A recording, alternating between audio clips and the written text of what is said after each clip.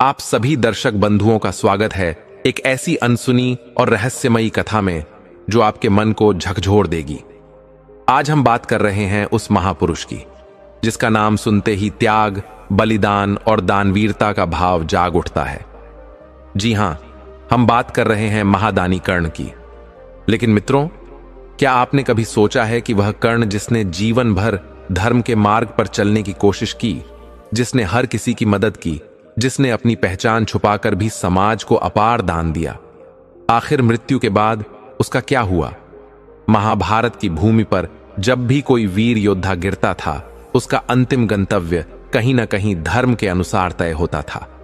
लेकिन कर्ण का जीवन जितना असाधारण था, उतनी ही रहस्यमयी उसकी मृत्यु के बाद की यात्रा भी थी।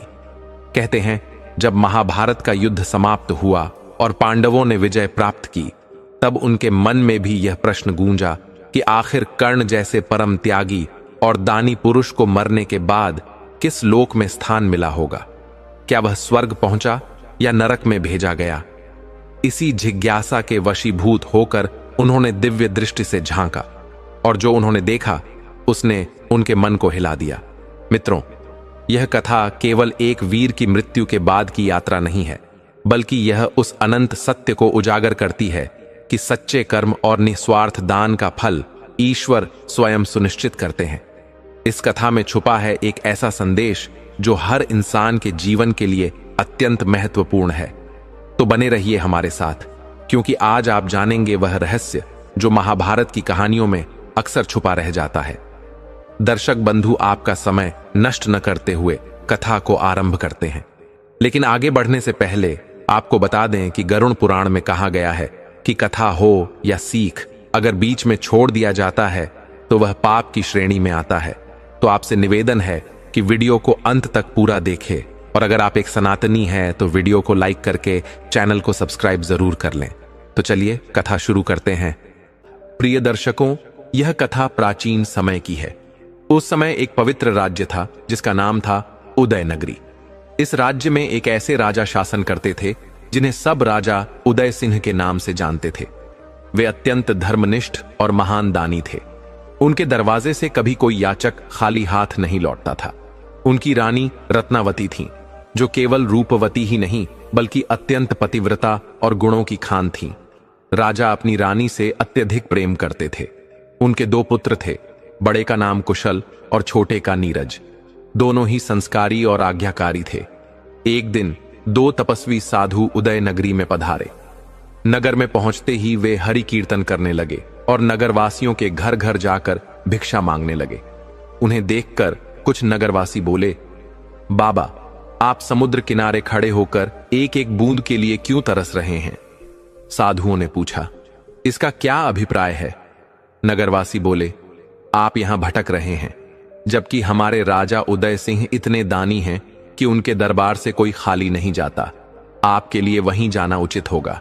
साधु बोले, यदि ऐसा है तो हमें मार्ग दिखाओ, अब हम वहीं चलेंगे। कुछ ही समय में दोनों महात्मा महलों के द्वार पर पहुंच गए। उन्होंने जैसे ही पुकारा, सेवक बाहर आए और बोले, महाराज, क्या आज्ञा देंगे? आपको क्या चाहिए? साधु बोले, हम दूर से आए तपस्वी हैं, आपके राजा की कीर्ति सुनी है। हमारी एक विशेष इच्छा है, जाकर महाराज को सूचित करें। सेवक ने हाथ जोड़कर कहा, महात्मा जी, यहीं ठहरिए, मैं अभी सूचना देता हूं। थोड़ी देर बाद वह लौटा और कहा, महाराज ने आपको दरबार में बुलाया है। दोनों साधु दरबार पहुंचे। जैसे ही राजा की दृष्टि पड़ी, वह तुरंत सिंहासन छोड़ उठ खड़े हुए, उनके पास आकर प्रणाम किया और बोले, महाराज, यह मेरा सौभाग्य है कि आप पधारे। कृपया आसन ग्रहण करें। उन्होंने अपने सिंहासन पर उन्हें बैठाया, आरती उतारी, चरण पखारे और फिर विनम्रता से पूछा, कृपया बताइए, आप किस उद्देश्य से पधारे हैं? साधु बोले, आपकी दानवीरता की चर्चा सर्वत्र है, हम भी एक इच्छा लेकर आए हैं। राजा ने कहा, क्या अन्न, सोना, चांदी, हीरे जवाहरात चाहिए?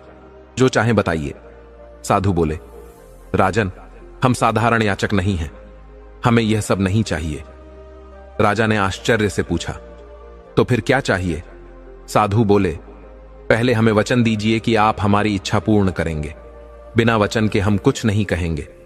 राजा बोले, महाराज, आप मेरे प्राण मांग लें तो भी मैं देने को तैयार हूं, आप निसंकोच बताएं।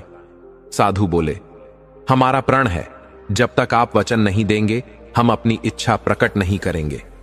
राजा ने कहा, तो मैं वचन देता हूं कि जो भी मांगेंगे वह दूंगा। जैसे ही राजा ने वचन दिया, साधुओं के मुख पर रहस्यमयी मुस्कान आ गई। उन्होंने कहा, जब हम आए थे तो केवल भिक्षा का उद्देश्य था, पर जब आपने हमें सिंहासन पर बैठाया तो विचार आया कि क्यों न अब राजा बनने का सुख लिया जाए। राजन, हमारी इच्छा है कि आप हमें अपना राज्य और सिंहासन दान में दे दीजिए। अब निर्णय आपका है, वचन निभाए या हमें लौटा दें। राजा ने शांत स्वर में कहा, आज तक कोई याचक मेरे द्वार से खाली नहीं गया। यदि आपको मेरा राज्य चाहिए तो मैं अभी ताज आपके मस्तक पर रख देता हूं। यह कहकर उन्होंने ताज उतारा और साधुओं को पहनाया। फिर बोले, आज से आप इस राज्य के राजा हैं और मैं आपकी प्रजा। लेकिन मुनिवर, मेरी आपसे एक विनती है। महात्मा बोले, कहो राजन, क्या कहना चाहते हो? राजा हाथ जोड़कर बोला, अर्षिवर, मैंने अपनी प्रजा को पुत्रवत स्नेह दिया है। कृपया ध्यान रखें कि आपके किसी भी कार्य से मेरी प्रजा को कोई कष्ट ना हो। साधु बोले, राजन, अब इस राज्य के स्वामी हम हैं। हम अपनी प्रजा को सुखी रखें या दुखी, यह हमारा निर्णय होगा। आपने हमें अपना राजपाट दान कर ही दिया है, अब एक और कार्य करो। राजा ने पूछा, अब क्या करना है? साधु बोले, राजन, पहले यह बताओ कि तुम कितने प्राणी हो? राजा उदय सिंह ने कहा, महाराज, मेरे महलों में हम कुल 4 सदस्य हैं। मैं, मेरी प्राणप्रिय रानी रत्नावती, मेरा बड़ा बेटा कुशल और छोटा बेटा नीरज। आर्षि बोले, राजन, हम नहीं चाहते कि आप हमारे राज्य में रहें और हमारे राज्य संचालन में कोई भी बाधा उत्पन्न हो। हमें किसी भी प्रकार का हस्तक्षेप स्वीकार नहीं है। इसीलिए राजन, हम आपको आदेश देते हैं कि कल सूरज उगने से पहले आप हमारे राज्य की सीमा छोड़ दें और कहीं और चले जाएं। एक राज्य में 2 राजा नहीं रह सकते। यदि आप यहीं रहे तो प्रजा आपको ही राजा मानेगी और हमें वह सम्मान नहीं मिलेगा जो राजा को मिलना चाहिए। इसीलिए सूरज उगने से पहले आपको यह राज्य छोड़ना ही होगा। राजा उदय सिंह ने कहा, महाराज, मेरे छोटे छोटे बच्चे हैं, मैं उन्हें लेकर कहां जाऊं? कृपा कर मुझ पर इतना बड़ा अन्याय न करें।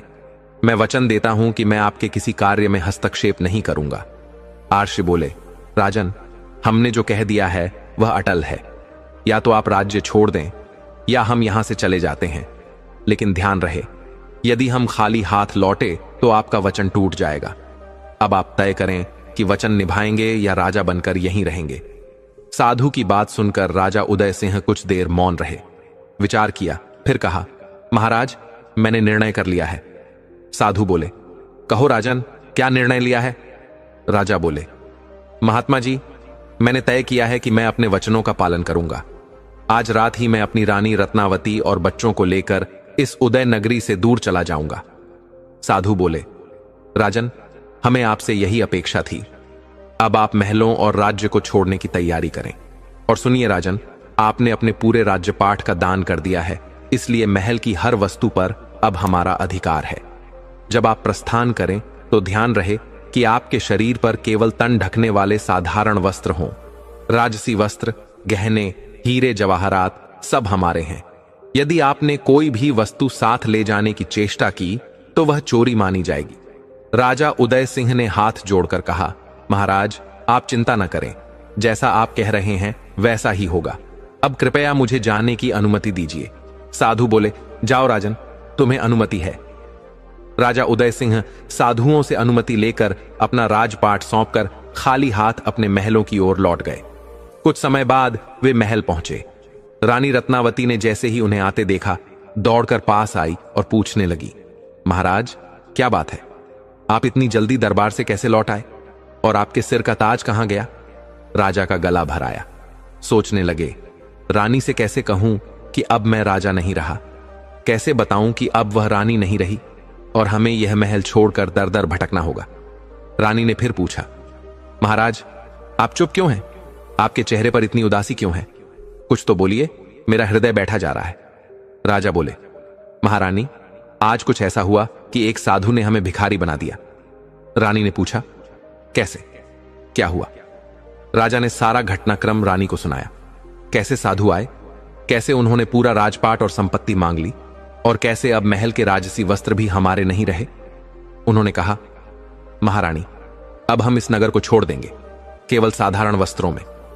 रानी बोली, महाराज, आप वही कीजिए जो आप जीवन भर करते आए हैं। आपने अपने दरबार से कभी किसी याचक को खाली हाथ नहीं लौटाया। यदि आज किसी तपस्वी ने आपसे राजपाट मांगा तो इसे विधाता की इच्छा मान लीजिए। हमारे नसीब में जितना सुख लिखा था वह हमें मिल चुका। जो होना होता है वह पहले से ही निश्चित होता है, इसलिए शोक मत कीजिए। मैं हर परिस्थिति में आपके साथ हूं। राजा उदय सिंह की आंखें भर आईं। उन्होंने हाथ जोड़कर कहा, रानी, तुम धन्य हो। मुझे यह कहने में संकोच हो रहा था कि अब मैं राजा नहीं रहा, पर तुमने मेरे सभी बोझ पल भर में हर लिए। मैं जीवन भर तुम्हारा आनी रहूंगा। रानी बोली, महाराज, अब समय न गंवाइए, चलने की तैयारी कीजिए। शाम ढलने को है और हमारे साथ हमारे 2 छोटे बच्चे भी हैं। राजसी वस्त्र त्याग दीजिए और साधारण वस्त्र पहन लीजिए, ताकि कोई हमें पहचान न सके। यदि नगरवासियों ने हमें देख लिया तो वे हमें जाने नहीं देंगे। राजा बोले, तुम ठीक कहती हो रानी, हमें यही करना होगा। इस प्रकार राजा और रानी ने अपने राजसी वस्त्र त्याग दिए, साधारण कपड़े पहन लिए, अपने दोनों पुत्रों कुशल और नीरज को साथ लिया और सबकी नजरों से छुपते हुए, जैसे कोई चोर चोरी छुपे निकलता है, वैसे ही वे अपने महलों से बाहर निकल गए। चलते चलते वे चारों एक घने और सुनसान जंगल में जा पहुंचे। चारों ओर घना अंधकार था। रानी रत्नावती ने जब इस भयावह जंगल को देखा तो वह घबरा गई। चलते चलते उन्होंने कहा, पिया जी, यह जंगल बहुत भयानक है। दूर दूर तक कोई इंसान नजर नहीं आ रहा।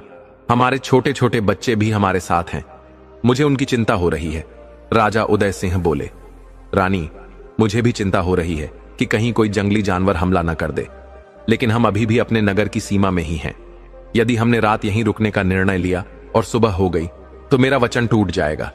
मैंने तपस्वियों को वचन दिया है कि सूर्य निकलने से पहले उदय नगरी से बाहर चला जाऊंगा, इसीलिए हमें बिना रुके आगे बढ़ना होगा। रानी ने राजा की यह बात सुनी और कहा, ठीक है पिया जी, ईश्वर का नाम लेकर हम आगे बढ़ते हैं। अब केवल परमात्मा का ही सहारा है, वही जो करेंगे अच्छा ही करेंगे। चारों ने पूरी रात यात्रा की और सूर्य उगने से ठीक पहले नगर की सीमा पार कर दूसरे राज्य की सीमा में प्रवेश कर लिया। जैसे ही राजा उदय सिंह ने उस सीमा में कदम रखा, उन्होंने राहत की सांस ली और रानी से कहा, प्रिय, अब चिंता की कोई बात नहीं। हम नगर की सीमा से बाहर आ चुके हैं। चलो अब इस नगर में कोई ठिकाना ढूंढते हैं। चलते चलते वे नगर के बाहर एक सराय पर पहुंचे। उस सराय की स्वामिनी एक भटियारिन थी। राजा ने हाथ जोड़कर निवेदन किया, मैया, हम विपत्ति में हैं। मेरे साथ मेरी पत्नी और 2 छोटे छोटे बच्चे हैं। यदि अनुमति हो तो हम कुछ समय आपकी सराय में ठहरना चाहते हैं। भटियारिन ने उनके फटे पुराने वस्त्र देखे और तुर्श होकर बोली, मुसाफिर, यह सराय है, कोई यतीम खाना नहीं जहां कोई भी आ जाए। यदि तुम्हें रुकना है तो पैसे देने होंगे, अगर पैसे नहीं हैं तो कहीं और ठिकाना ढूंढो। राजा उदय सिंह बोले, मैया, हमारे पास अभी पैसे नहीं हैं, लेकिन एक उपाय है। भटियारिन ने पूछा, कौन सा उपाय? राजा ने कहा, हम चारों आपके यहां काम करने के लिए तैयार हैं। हमें अपनी सराय में नौकरी पर रख लीजिए। जो भी काम आप देंगी हम कर देंगे। बदले में आप हमें 2 समय का भोजन और रहने का ठिकाना दे दीजिए। भटियारिन ने सोचा, यह तो अच्छा सौदा है। आजकल नौकर भी महंगे हैं और टिकते नहीं। ये बिना खर्च 4-4 नौकर बनेंगे। फिर वह बोली, मुसाफिर, मुझे तुम्हारा प्रस्ताव मंजूर है, लेकिन मेरी कुछ शर्तें हैं। राजा ने कहा, मैया, आपकी क्या शर्तें हैं? भटियारिन बोली, पहली शर्त यह है कि जो भी काम दूंगी वह करना होगा, चाहे वह कोई भी हो। राजा ने कहा, हमें यह शर्त स्वीकार है। भटियारिन बोली, दूसरी शर्त यह है कि यदि तुम में से कोई बीमार पड़ गया या काम न कर सका तो उस दिन उसे भोजन नहीं मिलेगा। राजा ने सिर झुकाते हुए कहा, मैया, हमें यह शर्त भी स्वीकार है। फिर भटियारिन ने काम बांटना शुरू किया। राजा से बोली, मुसाफिर, तुम्हारा काम होगा कि भोर होते ही जंगल से 4 गट्ठर सूखी लकड़ी काटकर लाओगे। रानी से कहा, तुम्हारा काम होगा कि सराय में आने वाले मुसाफिरों के लिए भोजन बनाना। फिर दोनों बच्चों की ओर देखती हुई बोली, इनका काम होगा झूठे बर्तन मांजना और सराय की सफाई करना। यदि तुम सब यह कर सकते हो तो जब तक चाहो यहां रह सकते हो।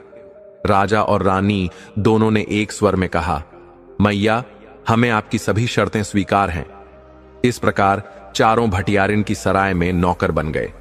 जो राजा कभी अपने राज्य का स्वामी था, वह अब जंगल से लकड़ियां काटता था। जो रानी रत्नावती कभी रसोई में कदम नहीं रखती थीं, वह अब चूल्हा फूंकती थीं। और राजकुमार कुशल व नीरज, जिनकी उम्र खेलने और पढ़ने की थी, वे अब झूठे बर्तन मांजते और झाड़ू लगाते थे। धीरे धीरे समय बीतता गया। जीवन कठिन था, लेकिन उन्होंने अपने कामों में निपुणता प्राप्त कर ली। उन्हें संतोष था कि उन्होंने अपने वचन को निभाया। 6 महीने बीत गए। एक दिन जब राजा जंगल में लकड़ियां काटने गए थे, उसी समय सराय में एक सौदागर आया। भटियारिन उसे देख दौड़कर बोली, हुजूर, आज तो बहुत दिनों बाद दर्शन हुए। सौदागर हंसते हुए बोला, भटियारिन, क्या बताऊं, हमारा काम ही ऐसा है, कभी इस शहर कभी उस शहर। पर अब बहुत भूख लगी है, जल्दी खाना लगवाओ, मुझे आज जहाज लेकर विदेश जाना है। भटियारिन बोली, हुजूर, जो चाहो कहिए, मैं अपनी नौकरानी से खाना बनवाती हूं। उस समय रानी रत्नावती रसोई में खाना बना रही थी। भोजन तैयार होने पर उन्होंने थाल सजाया और सौदागर के पास ले गई। जैसे ही सौदागर ने उन्हें देखा, वह मंत्रमुग्ध हो गया। उसने इतनी सुंदर स्त्री पहले कभी नहीं देखी थी। रानी भोजन का थाल रखकर भीतर चली गई। सौदागर ने भटियारिन से पूछा, यह कौन है? इतनी अद्भुत सुंदरता पहले कभी नहीं देखी। इसने तो एक झलक में मेरा दिल चुरा लिया। भटियारिन ने चालाकी से कहा, हुजूर, यह मेरी दासी की दासी है। यदि आप इसे पाना चाहते हैं तो कीमत चुकानी होगी। सौदागर बोला, भटियारिन, जो भी कीमत मांगो मैं देने को तैयार हूं, बस इसे मेरा बना दो। भटियारिन बोली, ठीक है, मुझे 1 लाख स्वर्ण मुद्राएं दे दो। आप जहाज पर जाइए, मैं इसे भोजन लेकर आपके पास भेज दूंगी। जैसे ही यह जहाज पर पहुंचे, आप जहाज को रवाना कर दीजिए। सौदागर ने भटियारिन की शर्त स्वीकार कर ली और जहाज पर चला गया। भटियारिन रानी रत्नावती के पास आई और बोली, रत्नावती, जल्दी से कुछ लोगों के लिए भोजन तैयार करो, तुम्हें इसे जहाज पर लेकर जाना है। रानी रत्नावती बोली, मैया, मैं कैसे जा सकती हूं? मुझे तो दरिया का रास्ता भी नहीं पता। जब से यहां आई हूं, मैंने सराय से बाहर भी कदम नहीं रखा। भटियारिन बोली, चिंता मत करो, मैं तुम्हारे साथ चलूंगी। तुम बस जल्दी से खाना बनाओ और मेरे साथ चलने की तैयारी करो। रानी मना भी नहीं कर सकी। जब उसे नौकरी दी गई थी, तब भटियारिन ने साफ कहा था कि यहां ना कहने की कोई जगह नहीं। यह सोचकर रानी ने भोजन पकाया, उसे एक बड़े बर्तन में रखा और भटियारिन के साथ चल दी। जब कुशल और नीरज ने अपनी मां को जाते देखा तो दौड़कर उनसे लिपट गए और बोले, मैया, हमें छोड़कर कहां जा रही हो? भटियारिन ने उन्हें डांटते हुए कहा, चुपचाप अंदर जाकर काम करो, नहीं तो रात का खाना भी नहीं मिलेगा। बच्चों ने उसकी आंखों की कठोरता देखी और डर के मारे चुपचाप अंदर चले गए। भटियारिन रानी को जहाज तक ले गई और बोली, रत्नावती, मेरे जोड़ों में दर्द है, मैं जहाज की सीढ़ियां नहीं चढ़ सकती। तुम यह भोजन लेकर जहाज पर जाओ और सौदागर से पैसे लेकर आओ। रानी रत्नावती भटियारिन की योजना को नहीं समझ पाई और जैसे ही जहाज पर पहुंची, भटियारिन ने दूर खड़े सौदागर को इशारा कर दिया। इशारा मिलते ही सौदागर ने जहाज का दरवाजा बंद करवा दिया और चालक को आदेश दे दिया, जहाज को चलाओ। जैसे ही जहाज आगे बढ़ा, रानी को पता चला कि उसके साथ छल हुआ है। वह कांप उठी। उसे विश्वास नहीं हुआ कि एक स्त्री दूसरी स्त्री के साथ ऐसा कर सकती है। कुछ स्त्रियां उस लकड़ी की तरह होती हैं जो कुल्हाड़ी में जुड़कर अपने ही कुल का नाश करती हैं। रानी ने हाथ जोड़कर सौदागर से कहा, भैया, कृपा करके जहाज रोक दीजिए, आप मुझे कहां ले जा रहे हैं? सौदागर बोला, सुंदरी, हमने तुम्हें भटियारिन से 1 लाख स्वर्ण मुद्राओं के बदले खरीदा है। अब तुम हमारी रानी बनोगी और हमारे साथ रहोगी। रानी का दिल कांप उठा। उसने सिर जहाज की दीवार से टकराते हुए कहा, हे विधाता, आपने मुझे कैसी विपत्ति में डाल दिया। सौदागर उसे पकड़ने के लिए बढ़ा तो रानी बोली, रुक जाओ, मैं कोई साधारण स्त्री नहीं हूं। मैं उस राजा की पत्नी हूं जिसने अपने वचन की खातिर राजपाट त्याग दिया। मैं एक पतिव्रता स्त्री हूं और कहा जाता है कि सतीत्व अपने पति की रक्षा करता है, चाहे वह कितनी भी दूर क्यों ना हो। यदि तुमने मुझे बिना मेरी इच्छा के छुआ तो उसी क्षण भस्म हो जाओगे। सौदागर हंसते हुए बोला, सुंदरी, मुझे अपने शब्दों से बहलाओ मत। मैं बहुत कुछ देख चुका हूं, तुम्हारी बातों से डरने वाला नहीं हूं। पर जैसे ही उसने हाथ बढ़ाया, उसे ऐसा लगा मानो उसका शरीर आग से जलने लगा हो। उसने झट से हाथ पीछे खींच लिया, फिर बोला, ठीक है सुंदरी, मैं तुम्हें हाथ नहीं लगाऊंगा, पर मेरी एक शर्त है। रानी बोली, बताइए। सौदागर बोला, मैं 12 वर्षों तक तुम्हें नहीं छूऊंगा, तुम्हें अपनी बहन मानूंगा, लेकिन 13वें वर्ष में तुम मेरी पत्नी बनोगी। रानी बोली, ठीक है, मुझे यह शर्त मंजूर है। आज से आप मेरे धर्म भाई और मैं आपकी बहन। इस प्रकार रानी रत्नावती ने अपनी चतुरता और पतिव्रता धर्म से अपनी रक्षा की। सौदागर ने उसके लिए जहाज में एक अलग कमरा तैयार करवाया और किसी को भी उसके पास जाने की इजाजत नहीं दी। उधर भटियारिन लौट आई। कुशल और नीरज अपनी मां के बारे में पूछने लगे, काकी, मां कहां है? आप उन्हें लेकर गई थीं, अब तक लौटी क्यों नहीं? भटियारिन ने गुस्से में कहा, मुझे क्या पता तुम्हारी मां कहां गई, ज्यादा बोले तो मारूंगी। कुशल बोला, काकी, आप झूठ बोल रही हैं। मां आपके साथ गई थी और जाना नहीं चाहती थी। यह सुनते ही भटियारिन भड़क उठी, अच्छा, मैं झूठ बोल रही हूं, अभी बताती हूं। और उसने दोनों भाइयों को बुरी तरह पीटा और सराय से बाहर निकाल दिया। रोते हुए दोनों बच्चे जंगल की ओर भागे, जहां राजा उदय सिंह लकड़ियां काट रहे थे। बच्चों को इस हाल में देख वह दौड़कर आए और पूछा, बच्चों, क्या हुआ, क्यों रो रहे हो? कुशल रोते हुए बोला, पिताजी, काकी मां को साथ ले गई थी, मगर मां अब तक लौटी नहीं, हमें मारकर बाहर निकाल दिया। राजा ने उन्हें सीने से लगाया, चुप हो जाओ मेरे लाल, तुम्हारी मां यहीं कहीं होगी, हम उसे ढूंढ निकालेंगे। राजा ने दोनों बच्चों को गोद में उठाया और भटियारिन की सराय की ओर चल दिए। जब वहां पहुंचे और रानी रत्नावती के बारे में पूछा तो भटियारिन बोली, क्या मैं उसकी रखवाली करती हूं? भाग गई होगी किसी के साथ। कुशल बोला, पिताजी, यही है जिसने मां को मजबूरी में ले जाया था। राजा हाथ जोड़ बोले, भटियारिन, हम दुख में हैं, कृपा करके सच बताओ, मेरी पत्नी कहां है? भटियारिन गुस्से से बोली, अब सिपाही बुलाने पड़ेंगे।